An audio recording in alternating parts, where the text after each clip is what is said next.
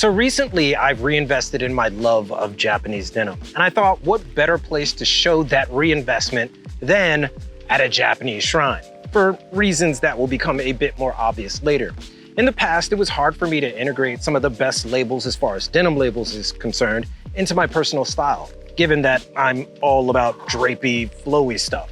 I've since found ways to incorporate it, and I wanted to share with you all some of the surefire reasons why you should at least have one piece of Japanese denim in your closet. So, without further ado, this is Setagaya Hachimangu, and I'm Reggie Casual. Let's get it.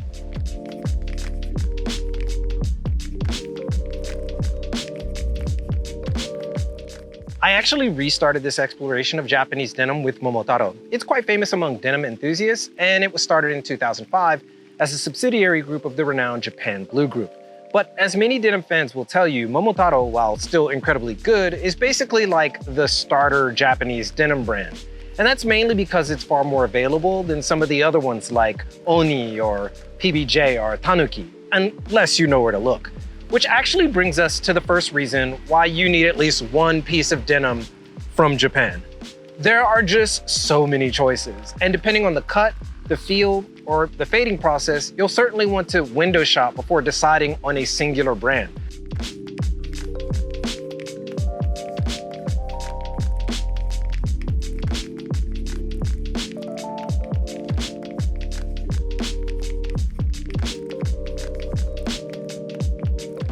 And that's the glory of it. I can suggest Momotaro to you, but I'd be doing you a disservice if I told you that's the end-all be-all. Momotaro is good for me because it fits my style, but also because I enjoy the slightly thicker feel, but that may be completely different for you. Which brings us to the very concept of feel and make, which is another good reason to try some Japanese denim. You may be wondering, like, how different can a pair of Japanese denim jeans feel, for example, than a mass market pair? Denim is denim, right?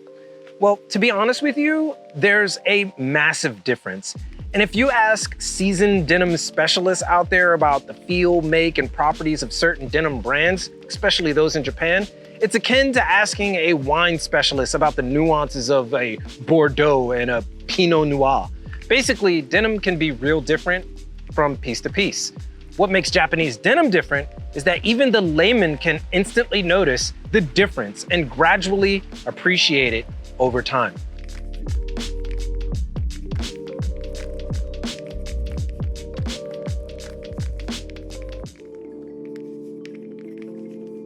For instance, these Momotaro black denim jeans are one-wash selvage, and they certainly need a little bit of work in the tailoring department. But that aside, that one wash makes them a bit softer and pliable, but it also ensures I won't have to degrade wash them for some time, allowing me to maintain that pure black color for far longer.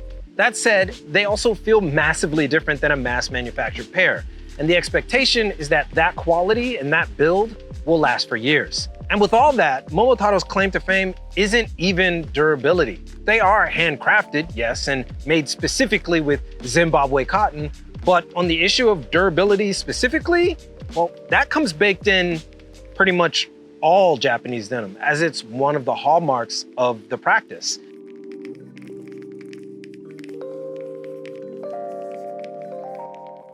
Shrines and temples like Setagaya Hachimangu give you a window into that culture of commit and refinement, a culture that values history, change, and impermanence. This has led to a natural inclination of the people of Japan to accept the perfection in imperfection, wabi-sabi, as it were. In the case of shrines and temples, sometimes things are made to look old, made to look as if there's some wear and tear. While that in and of itself is an achievement, it's this appreciation of how things become more deliberate over time that permeates throughout all of Japanese society, and simply witnessing it often commands respect.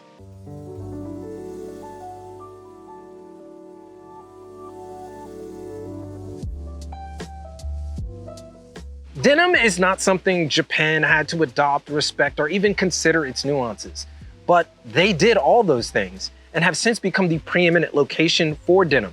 All because Japanese culture is rooted in a philosophy of respect for the past. Simply wearing a pair of jeans from Japan can remind you of that respect and that cultural trait. It's almost spiritual, if you could Forgive the comparison, which is why Japanese denim is so special. The commitment is baked in. It's part of the culture. And that understanding will undoubtedly change your perspective if you allow it, as it has done with many others who start that journey, including myself.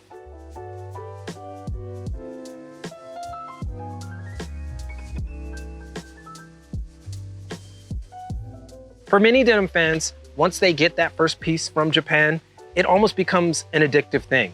They don't just delve into the denim, they delve into the make, the creation.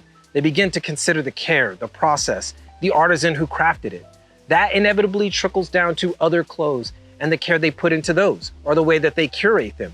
Price soon becomes a non-issue for the diehards, but the same cannot be said for those on the fence about the investment that needs to be made to partake in Japan's crown jewel in fashion. There's no two ways about it. Japanese denim is expensive.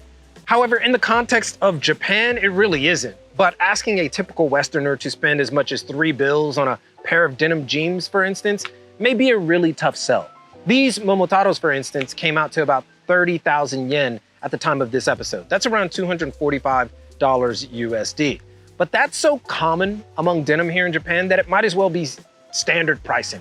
Yes, you could go to some place like Uniqlo and get some selvage denim made in Bangladesh.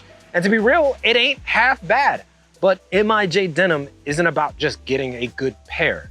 It's about respecting the energy that was put into the make, the nuances of the design, the effort in procuring the materials, the small details that no one else will see but you.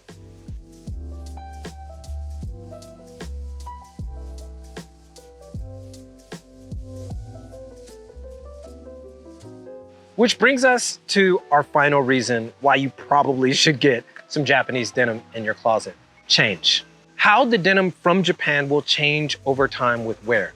Sure, other denim from other brands and other places can also change, but Japan has gotten exceptionally well versed in achieving world-renowned fades, largely based on their long history of indigo dyeing. But again, culturally, it makes sense. I mentioned before this idea of impermanence in Buddhism, specifically in the Japanese sects of Buddhism. And they embrace this idea of things lasting for a limited time. This state of change has coursed its way in and out of every river of Japanese culture. And in the case of denim, impermanence is something that Japanese artisans are particularly skilled at.